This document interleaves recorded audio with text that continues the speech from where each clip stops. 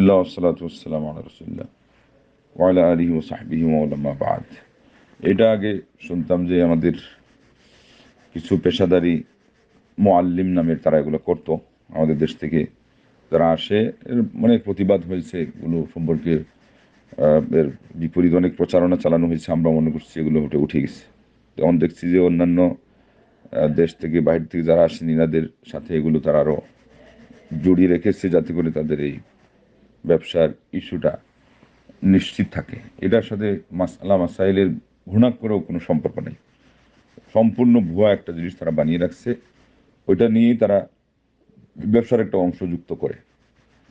কিতাবে হয়তো আছে, কিন্তু থাকলেও এটা কোনো নির্ভরযোগ্য কিতাবে পাওয়া যাবে না, অবশ্যই না। দলিল প্রমাণের সাথে কোনো মিলই নেই। সহজে এটা বোঝার জন্যে, এটা হজ্জের ক্ষেত্রে যেটা দেওয়া হয় একটা প্রাণী, এটা ভুল হয়ে গেছে ওইটার ক্ষতিপূরণের জন্য।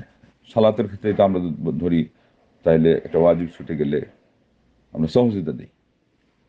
তো সহযোগিতা কি কোনোদিন অনুমানের উপর আসে? তারা কিন্তু প্রথমে অনুমান করে বের করছে যে আমার অজান্তে হোক, আমি আপনাদের গাইড করতে গিয়ে অথবা আপনারা ফলো করতে গিয়ে হয়তোবা কোনো জায়গায় কোনো গ্যাপ থেকে গেছে, তো এটার জন্য একটা কাফারা, ওইভাবে একটা বাহানা দিয়ে তারা বের করছে। এইভাবে তো সহযোগিতাও আসে না। সহযোগিতার জন্য একটা জন লাগে। এই জনটা কিন্তু শক এর বিপরীত। শক হলো সন্দেহ, জন হলো ধারণা। ধারণা হলো 50+ হতে হবে, মানে আপনার যে জিনিসটার প্রতি খেয়াল হচ্ছে ওটা 50-এর বেশি হতে হবে। আবার এখানে সালাতের ক্ষেত্রে জন্নে গালিব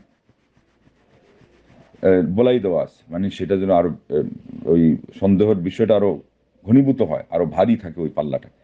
তা না হলে হবেই না। আর এখানে তো ওগুলো আমার ওয়াজিব ছুটলো কিনা, হজ্জের মধ্যেও যেটা আমরা গণতে না পারি, এটা তো সালাতের মতো না। আজ আমি একটু বেখালে চলে গেছি, হজটা তো ওইভাবে ধ্যান খেয়ালে হচ্ছে না। এটা মানে আমরা মানুষের সাথে কথা বলতেছি, আমাদের সব হিসাব নিকাশ ঠিক রাখতেছি, আবার এর ভিতর দিয়ে হয়ে যাচ্ছে। শুধুমাত্র তোয়াফটাকে বলা হয়েছে, সালাতের সাথে তুলনা দেওয়া হয়েছে, এরপরেও তো মিলে না।